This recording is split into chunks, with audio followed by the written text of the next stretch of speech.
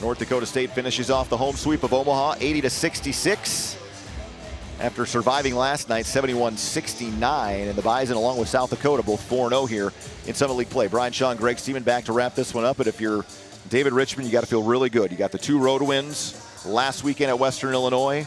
The challenges will keep coming, certainly, going up to Grand Forks.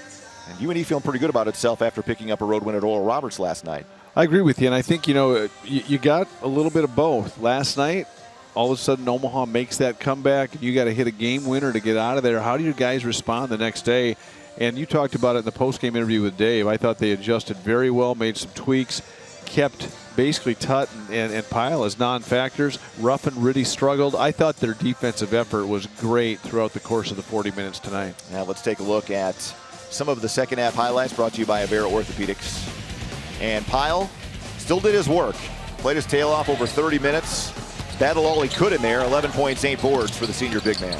Yeah, and that's just what he does. He produces, and one of those guys, he's as tough as there is in the league to keep off of the glass. But you know what? North Dakota State, a team that probably does it as well as anybody. Lamel Robinson really showed some mettle. His willingness to get in amongst those bigs and finish in traffic.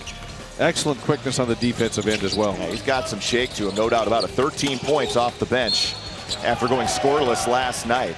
Nice young player, just a redshirt freshman. Griesel, steady Eddie, 19 last night. Responds again tonight with 18 more, 4 boards and 3 assists. Yeah, just his ability to get downhill, finish in traffic, as you notice right there. His strength, and a Rocky Cruiser, you talked about it. What can you say about his ability, his versatility, his productivity? Guy's one of the best in the league.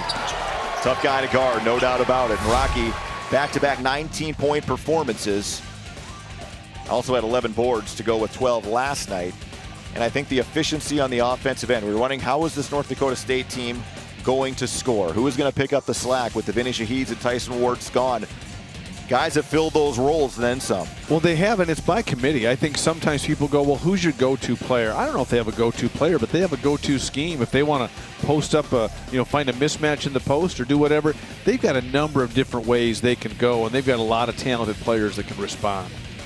North Dakota State just 10 turnovers. That area is getting better as well. You know, Dave always preaches the rebound, take care of the ball, and make sure we defend.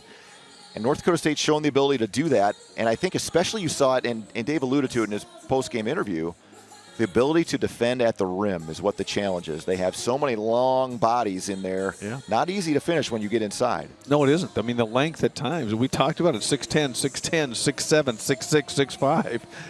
And you still have skill and versatility out there.